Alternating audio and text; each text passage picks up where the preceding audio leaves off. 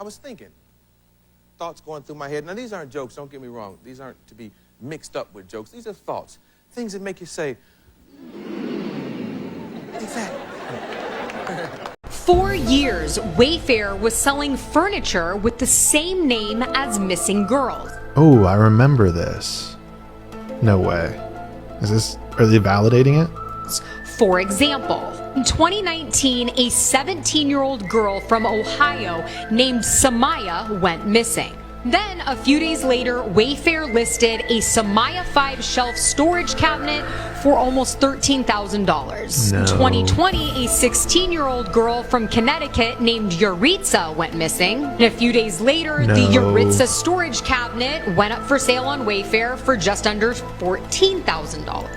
It looks like the same storage unit too.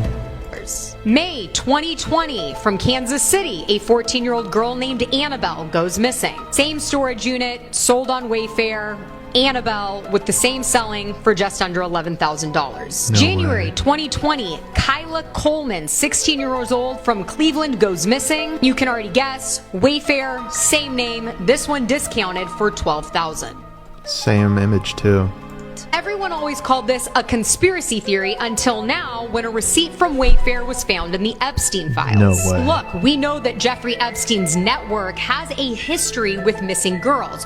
Don't forget this picture of John Benet Ramsey and Ghislaine Maxwell lurking in the background. Back to the receipt. It was purchased by Karina, Jeffrey Epstein's longtime girlfriend. Oh, so he was trafficking kids to other people. Huh. On June 28, 2018. It was for one item totaling $8,400. And I've tried, but I can't find out what the item was. What I do know is that on June 23rd, 5 days prior, a girl named Joanna went missing from Columbus, Ohio. And still, to this day, she has never been found. But back in the day when this conspiracy was spreading online, there was a high-priced Joanna cabinet circulating in the chats from the same WFX utility company. Just for context, the WFX company is still selling the same storage units on Wayfair, but they're only $139. Jeffrey Epstein's girlfriend Karina wasn't just making purchases on Wayfair. She's also active in the files for making purchases off of Etsy. We know that back during this time, Etsy also had some very weird postings. Oh, not the pizza too. The reality is that none of this proves anything. I unfortunately agree with her here. It's tough, right? Because your inner eye, your soul, your intuition is like, there's something more to be discovered here, but it's not a smoking gun. It's enough for us to be fighting amongst each other, but it's not enough to actually put someone in jail. If only we had a DOJ that would investigate.